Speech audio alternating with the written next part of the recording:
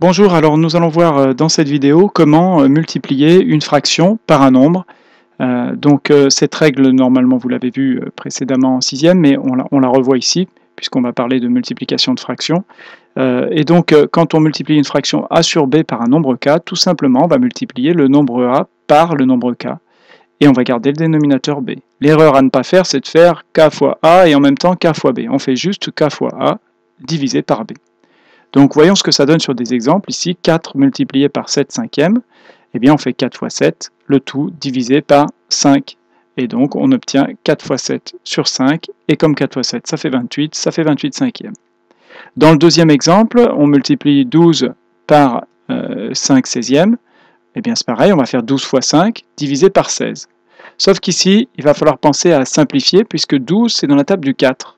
Et 16 aussi, c'est dans la table du 4. Donc plutôt que de faire le calcul et d'obtenir 60 seizièmes, et de laisser ce résultat, voire de le simplifier après, on va essayer de le simplifier tout de suite.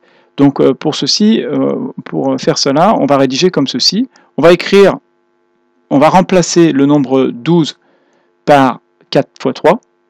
On dit qu'on décompose le nombre 12. On va remplacer le nombre 16 par 4 fois 4. Évidemment, on laisse le 5.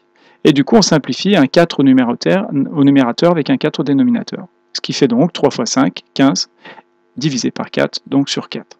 Et enfin, dernier exemple, qui n'est pas beaucoup plus compliqué. La seule chose plus compliquée, c'est qu'il y a deux valeurs négatives, deux nombres négatifs, et donc on applique la règle des signes. Quand on multiplie un nombre négatif par un nombre négatif, le résultat sera positif. Et donc ensuite, il n'y a plus qu'à faire 5 fois 9, le tout divisé par 17. Et on obtient donc 5 fois 9 divisé par 17, c'est-à-dire 45 sur 17. Ici, j'ai remis les signes négatifs, mais j'aurais pu les enlever tout de suite. Voilà donc pour la méthode pour multiplier une fraction par un nombre.